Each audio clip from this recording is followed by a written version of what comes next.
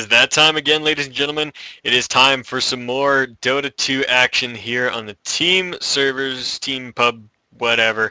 I just stumbled across this game right here, Revenge for Kill versus EXO. So this one starts in 10 seconds here, and we will get this going in just a moment. While we are waiting for that, I will begin to explain what is going to happen tomorrow.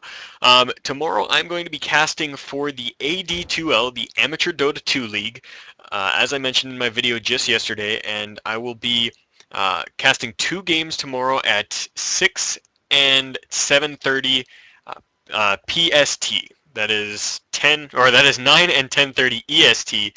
So if you are looking for a couple games to watch, especially amateur ones, be sure to hop onto my stream.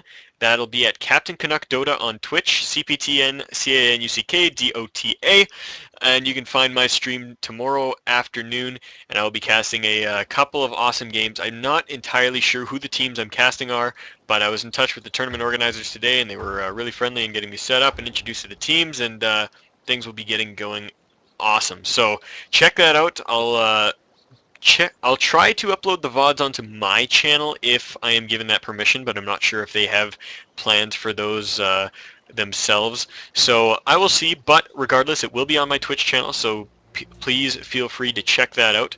I will be ready and rolling, like I said, 6:30 or 6 o'clock PST. And that would be 10 o'clock for you Easterners. And something else for you guys in between. Anyways, I am super excited about that, but regardless, this is a game, and I shall talk about it instead. So, we have Revenge for Kill versus EXO. Looking to be an interesting game from the start, with the Dragon Knight being the very first ban of the game. Once again, Dragon Knight, supreme pushing power, and he does pretty darn good in mid. He's fairly easy to shut down though, which is why he usually isn't a first ban as he was in this game here. However, you know, if you've had bad experiences, I think we're on the 4th page of games, so it's safe to say that these teams are a little bit behind the curve of, well, I don't know. If I had to put them on the matchmaking scale, I would assume that they are near the 32 to 3500s, maybe. Like I said, I don't know. I haven't seen any of their MMRs. They were just 4th page out of 7, so you can assume that on a scale of like 1 to 6,000, that is approximately where they are. Regardless, the Slark ban comes out for EXO, and they are going to be getting rid of that sneaky little fish right from the beginning, and Revenge for Kill gets rid of Shadow Fiend. So they are, looks like they're aiming to eliminate a lot of mid lane heroes. Now, I'm kind of curious what their plan is with these bans, because these are 2 heroes that OD is really good against. So it's not like they were, because if they were going to pick them, then they wouldn't be worried about banning them. But who knows? Maybe they're trying to goad EXO into picking the Outworld Devourer and then snatch it up for themselves. But like I said, this does seem to be a little bit of a lower matchmaking, so I'm not sure if that train of thought is has left the station. Pudge is the last ban for EXO, so getting rid of that nasty butcher. Probably had a bad experience with him recently, and understandably so. When you're kind of down in the dumps, Pudge is just a pain in the ass at all levels. I mean, he does not get picked as often the higher you go in the ladder, but I mean, some teams have felt the wrath of Dendy's Pudge, and even they can have troubles with it. So, regardless, Revenge for Kill picks up Ogre Magi as their first pickup. Strong hero, great disables, and that big beefiness. So he combos really well with a good number of heroes. We'll have to see what they choose to go with. Phantom Assassin is always a fantastic one to receive that Bloodlust, because it just makes her so deadly in team fights, getting those coup de grace procs off like nothing. So we'll see if they choose to go with that. Like I said, these picks are kind of flying by the seat of their pants here. So I'm not gonna try to overthink this. The Disruptor is the first pickup for EXO, and they're just waiting on their second pick now. 23 seconds left on that before they start cutting into their bonus time. Curious to see who they're going to go with. They do take Timbersaw, so Timbersaw will be working with that Disruptor to do a fat chunk of AoE damage. Looks like they're kind of going to go for a bit of a wombo strat here. Could be seeing a Darkseer, maybe a Naga Siren, maybe who knows, a Tide Hunter even. We'll have to see what they choose to pick up with their last couple kills, but the Earthshaker is the response by Revenge for Kills, so getting some hard disables to shut those heroes down.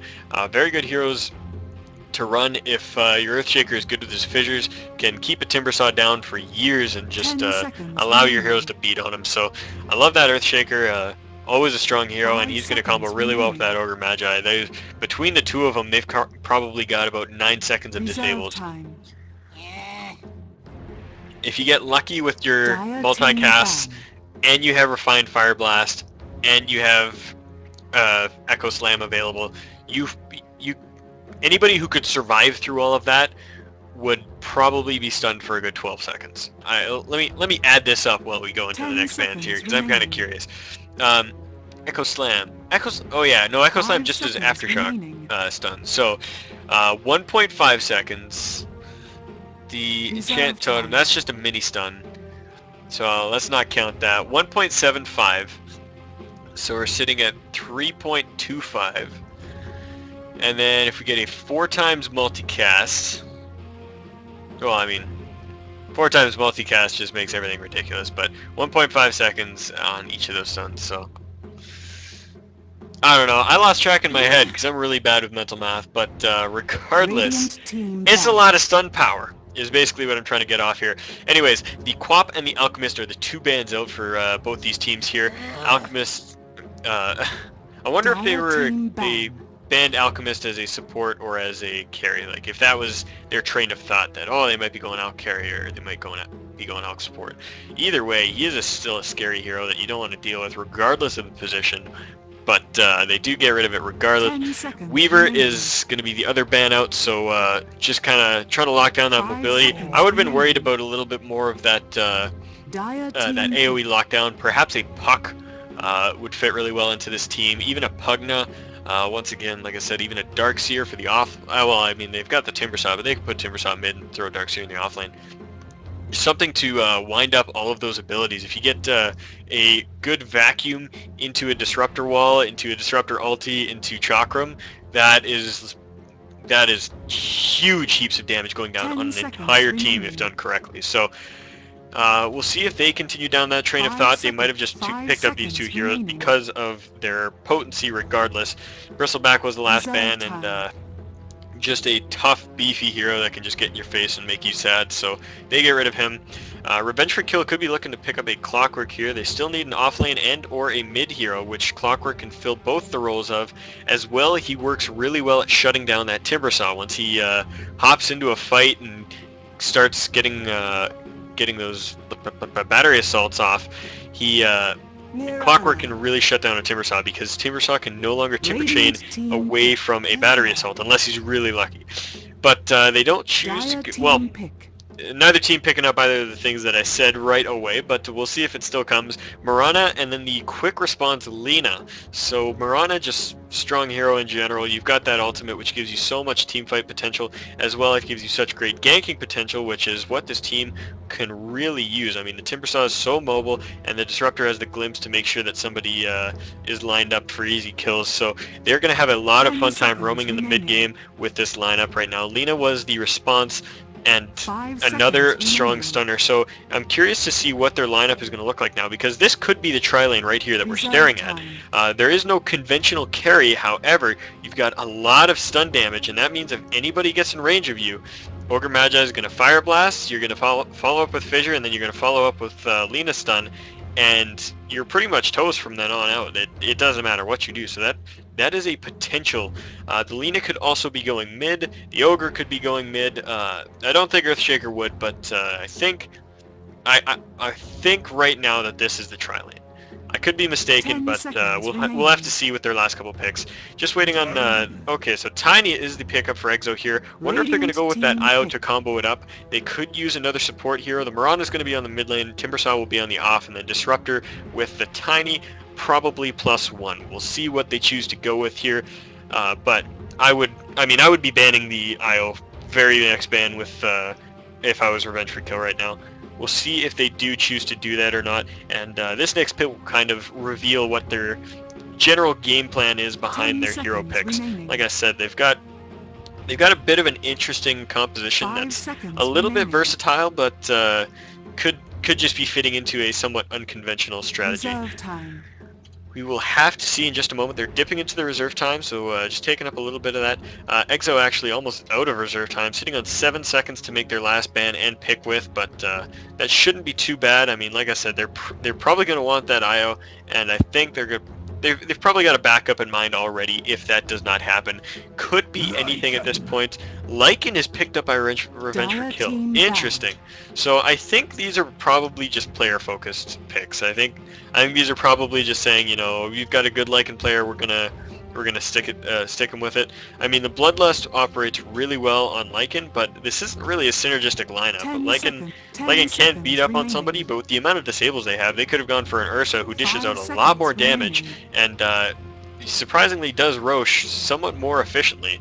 So I think that train of thought might have been better, but like I said, it's also a comfort thing at this level of play. So, you know, if you've got a guy who's really good with Lycan, then just give him Lycan, and it's probably better than sticking him with a hero he's not great with, even if it fits with the team comp. Puck is the ban out by Exo, so just trying to prevent themselves from getting that AoE wombo dished out onto them. And I mean, Revenge for Kill definitely has the team for it. Between the Lina stun and the Earthshaker stuns, they've got a lot of AoE, and the Dream Coil would just facilitate that so easy. Magnus is the ban. Not entirely sure on that. I don't see any reason why a Magnus would be picked here. I mean, besides the fact that he could give the buff to the Tiny, but even then, I don't know how they would land him. Io is the pickup, so yeah, I saw that one coming a while away. I don't know why Revenge for Kill didn't. That was a pretty obvious one, and I'm actually surprised that they didn't pick Io Tiny together and left that option open, because that was kind of scary. But Faceless Void is going to be the carry for Revenge for Kill, so I'm assuming this is going to be a mid lane Lina, and then, mid lane Lina, off lane Lycan, and then Faceless Void with the Ogre Earthshaker. I'm assuming that's what the lanes are going to be, but it could be anything right now. They've kind of got a couple interchangeable roles. Like I said, Ogre and Lina kind of function on the same track. Not exactly the same hero, but you know, they've got disables and they've got damage, and they can kind of go where they please. Faceless Void is usually going to be your safe lane hero, and the Lycan plays a very safe game, so he can also be... He's pretty good for the off lane. Regardless, the lanes for Exo are pretty cut and dry. The Wisp and Tiny are going to be together with that Disruptor, and the Mirana is... Okay, so they're going for aggro tri-lane. Mirana's heading up towards the safe lane for herself. It looks like Timbersaw is going to be mid. Oh, no, she's... Is she taking the safe lane? Yeah, she's taking the safe lane. Is this a tri-lane mid? What the hell? No. This isn't a tri-lane mid. Why is Tiny mid? Tiny is mid with a bottle build. And Wisp is near him. Are they going... Is Tiny mid? Tiny's mid. Tiny's mid with Timbersaw, Wisp, and Disruptor off lane. I mean, I guess that's not a terrible train of thought. Actually, this could be two dual lanes as well. Wisp could go mid with the Tiny, and Disruptor could go down with the Timbersaw. Who knows, man? This is Pub Dota. Relatively low MMR, so like I said, I'm not gonna try to overthink it too much.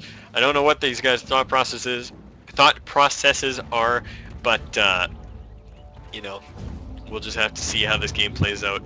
Ward being dropped really early on here by the Earthshaker to make sure he can see everything, and he does see the IO, and the IO's coming up the hill. That could be a kill. No, he turns around, decides not to go for it, and still being scouted out here. Ward being dropped up on the high ground to make sure that they can see behind those trees there. And yeah, this looks like this is going to be the tri-lane. I definitely didn't see that coming. Unless, what are they doing, man? Are they going to try to first blood mid? They don't have the abilities to do that.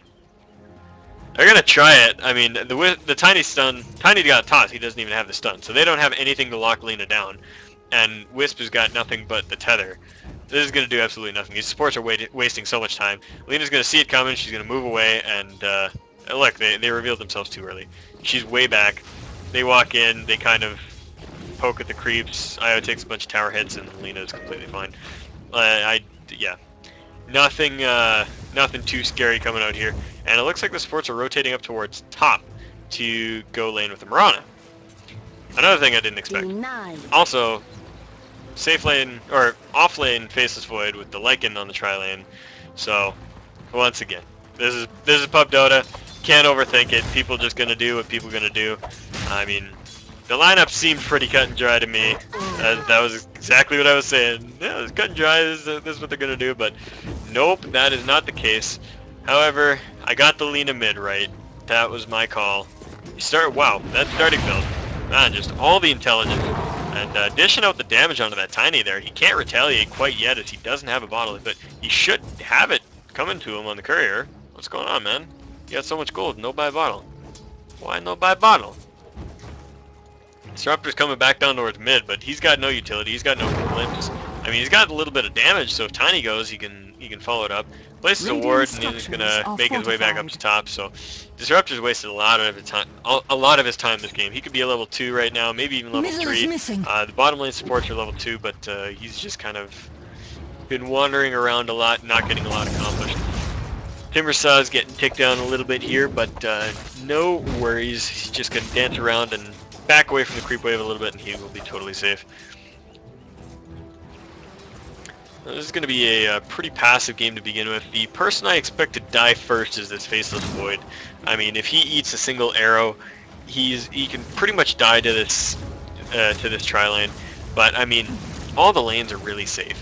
Faceless Void has got the backtrack, which negates the chance of an arrow by a bit, and then he can just time walk away. As well as this Timbersaw, I mean, just Timber Chain, he can get away from anything, and there's not really too many hard disables down here quite yet. I mean, the Ogre Magi has a stun, the Earthshaker has a stun, but neither of those are going to be long enough to kill this Timbersaw before he turns around and Timber Chains away. He doesn't have Timber Chain quite yet, but I don't think it's going to matter. He's full health, he's got reactive armor, so I think we are in for a bit of a dull early game, to say the least. Both teams are just going to have to farm up a little bit, and then we'll see some action starting when heroes start to level up and move around the map a little. Bottle and Boots coming out to the Tiny right here. He tosses a creep onto Lina. She misses a stun and throws out the Dragon Slave just to do a little bit more damage, but once that bottle gets there, all of that will be negated, and Tiny will have a little bit more mana as well. Lina now getting her bottle, still sitting on those 3 Mantles of Intelligence for God knows what reason, I don't know. Gotta get those auto attacks, man. She would have been a lot better starting with a just full Null Talisman, but she doesn't have to do that. Tiny keeping the boar around so that he can ship his bottle back. No, okay, he doesn't choose to ship the bottle back. He's gonna hold on to it, and he knows that this rune is bottom, and there's gonna be a race for it now. Both Lina and Tiny looking for it. If it's gonna matter who lands their stun first, and Lina's not gonna be there in time. The Boots making the difference here. Tiny grabs the Invis rune and will scoot away from Lina right now. Not going to activate his Invis quite yet. Going to wait for the opportune moment where he can make it really count. Courier scouted this out here. There is a double damage up here, so I think Lina knows that, and Tiny does not. Oh, Tiny does know that because of this ward here by Disruptor. So both teams aware of that double damage, but I think Tiny's going to want to use up his bottle before he does that. I'm surprised Lina's not running for this right now because she actually sent the bottle back on the Courier. So she has no bottle there. Missing. Oh yeah, okay, so sorry, I got the runes confused. Lina did not know that there. I thought that was her rune. I thought that was her ward to begin with, but no, she has no clue where the... Well, she knows that it's up top, but she doesn't know what it is.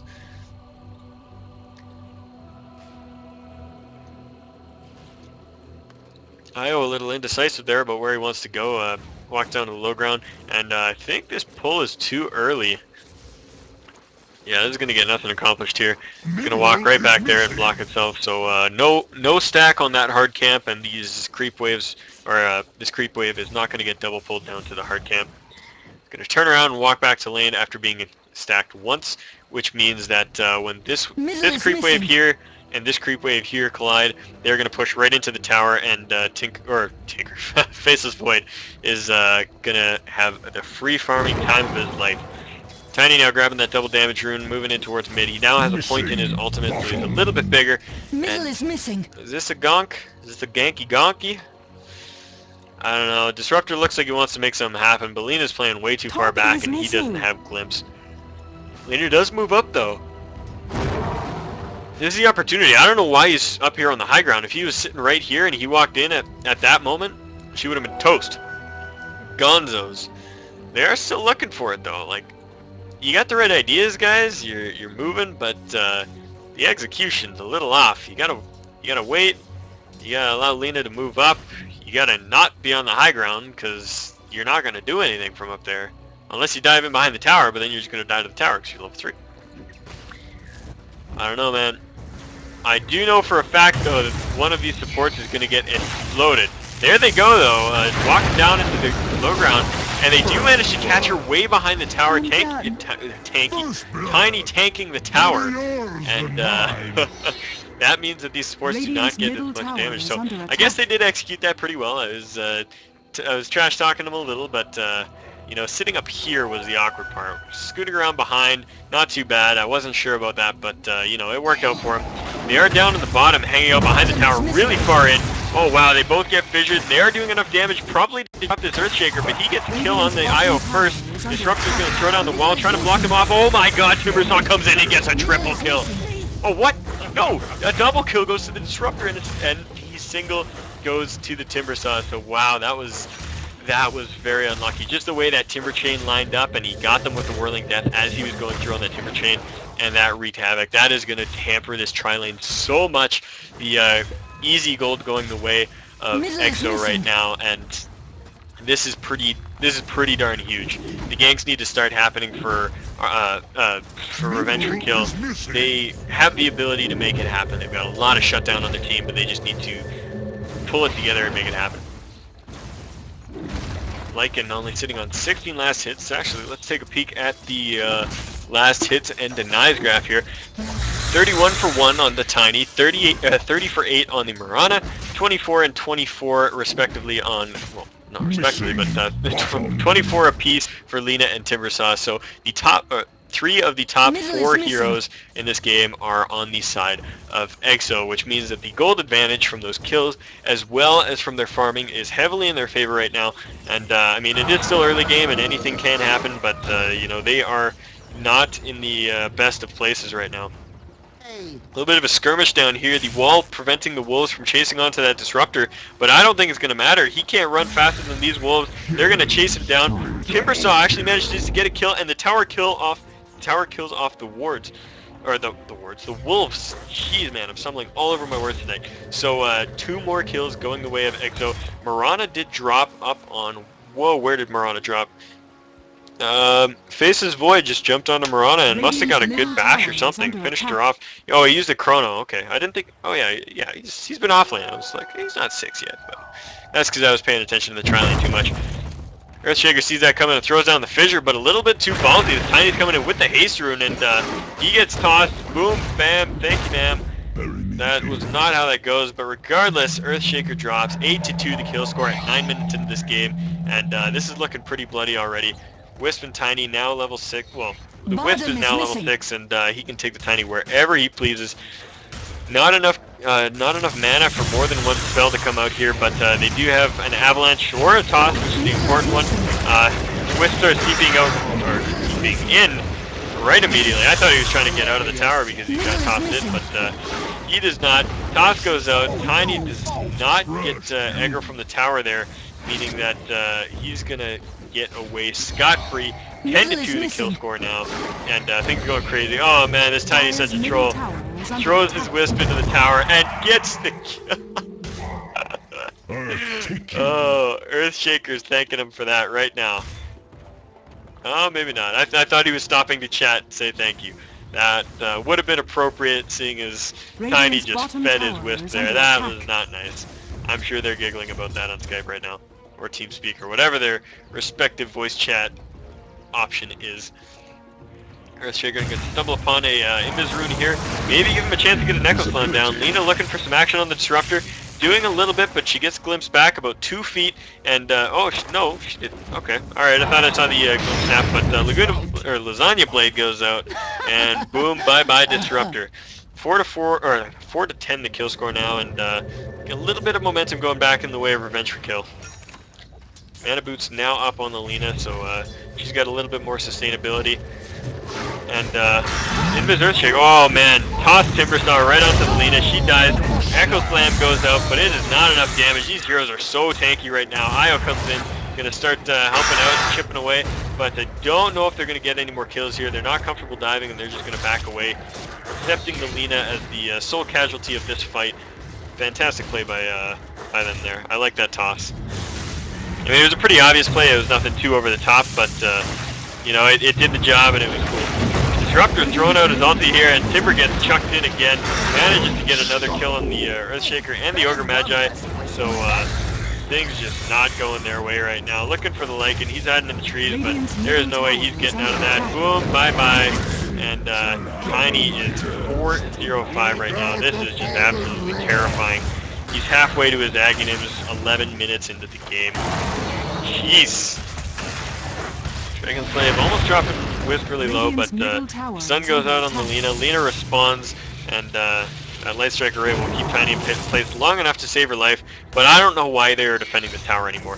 At this point, when you're taking this many losses from trickling in one at a time, it is time to just call it quits, back the hell up, or come in all at once. You organize it in your team chat, you say, alright, nobody go, everybody wait, and then when the pressure comes on, you fortify and TP, and that's how you make it happen. Once again, Faceless Void picks up a solo kill on that Mirana, and now has a Mask of Madness before Boots.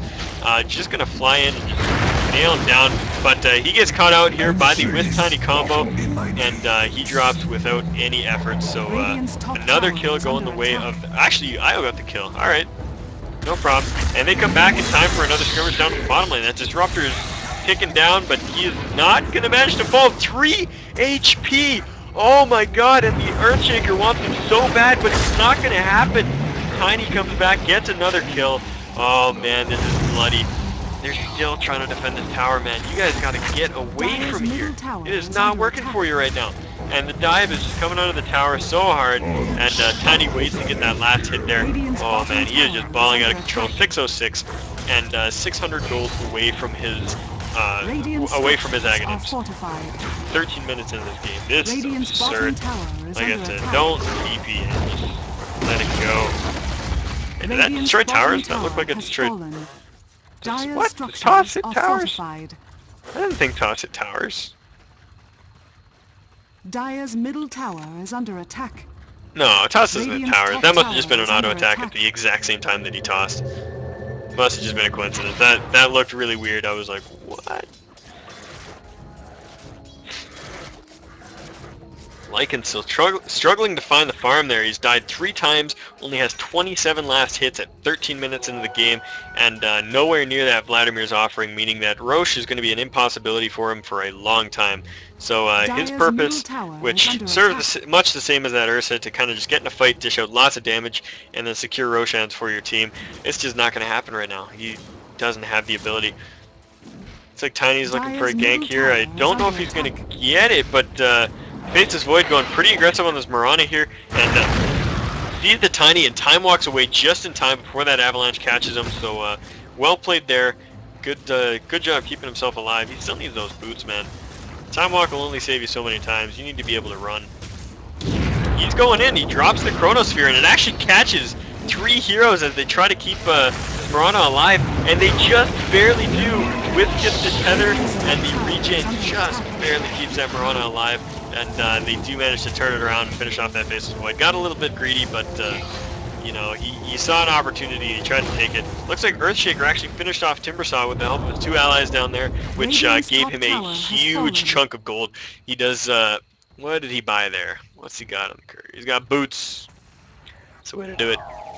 First kill of the game for your support, buy boots. I had a game today where I didn't get boots until 17 minutes. I was so ashamed. Don't ask. I don't want to talk about it. We did win though. We did win. I was terrible. My team carried me. Here in the mid lane, Lycan just farming away, trying to get those items for that Vlad, but man, he's just not feeling good.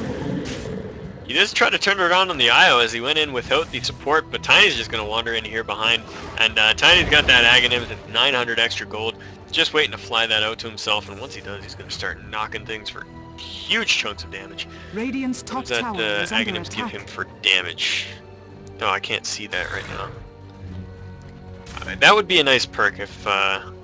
Actually, it'll show when the item's on him. I just can't look at it in the shop.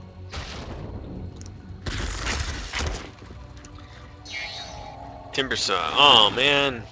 Timber. Alright, little lesson in building timber here. First of all, Vanguard is a little better now that they've adjusted it and given it that buff. So I'm not going to bash that. It used to be a pretty bad item on Timber Saw, just because he was always taking short burst of damage and not short attack. But Lina goes down mid lane, getting caught out by that combo there. And with Faceless Void trying to run away here, he might have to drop the Chrono to get away safely. He's not going to do it. He gets picked off, so 2 heroes down on the side of Revenge for Kill, and 21-6 the kill score right now. Not looking good. But yeah, building Timber Saw. So Vanguard, it's acceptable. I still don't go it all the time, but you know, if you feel you need that extra auto attack block, then by all means go for it. Second of all, do not buy an energy booster. Once you have your arcane boost, purchase your vitality booster and your point booster, and then disassemble your arcane boots and create the soul booster. The reason for this is because you have so much mobility that you don't really need the extra movement speed from arcane boots. Actually, this arcane boots even give you... Yeah, it gives you 5 extra movement speed. Yeah, you really don't need that 5 extra movement speed. And by the time you have your Bloodstone, the arcane boots are obsolete anyway. Lina drops here to toss in Timber Saw. But yeah, the arcane boots are obsolete. You have so much mana that it gives you like 0% of your mana. And Ogre Magi gets caught out here by that Wisp Timber Saw combo again. But yeah, it makes such a little difference to your mana pool that getting it really doesn't make a difference. And so you just disassemble the boots, you keep the brown boots, and then use the arcane orb to purchase your Bloodstone. And then once you've got that, then you can... oh wow. Great glimpse there, finishing off the Faceless Void. And once you got that Bloodstone, you can turn those brown boots back into boots of travel, which will help you get around that block burner. So that's how you build Timber Saw. Try to do that from now on for all you newer Timber Saw players out here, because the way he's building them here is really inefficient. He could almost have a Bloodstone right now if he'd knock on for that extra energy booster. So regardless, you know, their team is doing incredible, and you know, never one to question success. Actually, I question it a lot, but that's just a saying of sorts.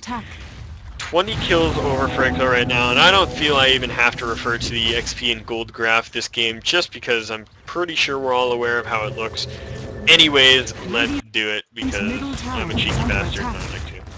Look at that decline. 15,000 in the way of Exo, and if we look over towards the gold graph, the same story being told there, just slightly different curves.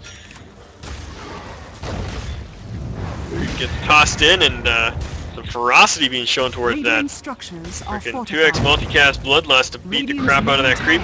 And Faceless is going to go in here, still not having any boots, but he's looking for death on that Mirana, and he does get it. Still getting caught up in that Disruptor ulti there, or Disruptor ulti now goes down.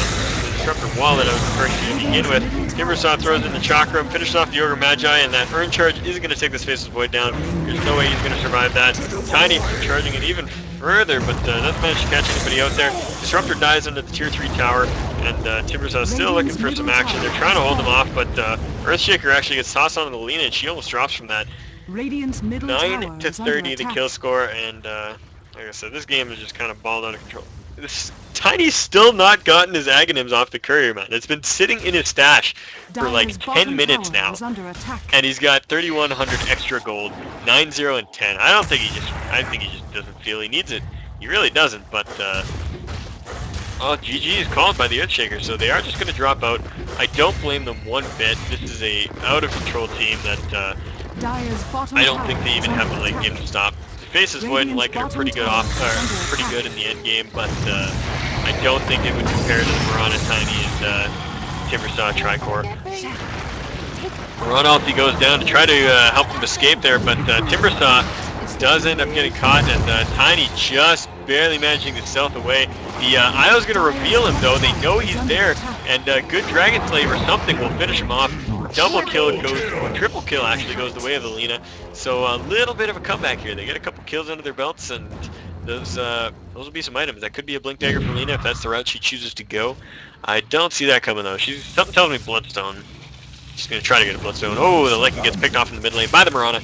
So he finally finishes that Vladimir's 20 minutes into this game, 5 deaths later, and he is not doing Roche anytime soon. Blink Dagger is up on the Lina. My intuition was wrong. There is not going to be a Bloodstone this game. But regardless, Tiny finally picks up his Aghanim's and purchases a Shadow Blade full out. So he's going to hit like a even bigger truck than before. He was hitting like a cement mixer, now he's going to hit like a Mack truck, and pretty soon he's going to hit like one of those giant trucks you see on oil rigs that just like cart giant things of rocks. It's going to be one of those. Rocks tiny. I didn't even catch it. Disruptor trying to teleport out here, no stuns available.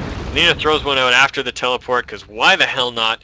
And they're going to return to defending their mid lane. Not a single tower has dropped for Exo here, and I mean, that just tells the story of this game. Tiny is just ridiculous right now. Shadowblade now hitting for almost 240, well, just over 240 damage, and hitting a lot faster and a lot heavier with that tree now. He's going to see the Lina, one in toss, boom. So, Avalanche, auto attack, toss, and she is toast. Double damage is spotted down on the bottom here. And Disruptor actually takes it for himself. What a greedy bastard. The Wisp is going to get caught out here. And with that overcharge, almost survives, but Tiny chucks in the Disruptor. I think it was a Disruptor he threw. Manages to get a couple more kills. 3 heroes down for revenge for kill right now. And as Timbersaw charges after that, Lina, she gets glimpsed the other way. She's going to turn and try to fight this Disruptor. She does manage to get the kill with the ultimate, trying to survive with those bottle charges, but runs right into a chakra, gets her face cut off like a giant tree, and that is going to be another wipe. So Revenge for Kill is completely down, calling GG once again. So we'll see if that is the actual GG and if they're giving it up here. Player from Exo saying, liar, LOL. As they said GG once before and didn't give in, but there it is. The Ancient gets self-destructed, and the game will go the way of Exo. So can't say it was a fantastic game. It was a bit of a roll there. That entire 5 minutes spent under that bottom tower there really was where the game took off. I mean, our Revenge for Kill just kept teleporting in one at a time, and Exo with that IO giving them all health and keeping them sustained, they were able to just keep going under that tower. They just dove it, and that tower was just a fountain of free kills for like 5 minutes before they actually killed the thing. So, I mean, I can't say this is the best played game, but it was entertaining regardless, and you know, I hope you guys enjoyed. I'll see you again next time. Be sure to tune in tomorrow to my live stream channel on Twitch TV. That is Cptn.Canuck Dota, Cptn.Canuck Dota on Twitch. I will be live streaming the Amateur Dota 2 League. You can visit their website at amateurdota2league.com, otherwise known as the AD2L. We are going to be casting a lot of games. They've got a ton of teams signed up. They broadcast every Tuesday and Thursday, and hopefully I will be part of those broadcasts in the near future. So keep an eye on that. Keep an eye on me, and I will see you guys next time. Thank you for watching.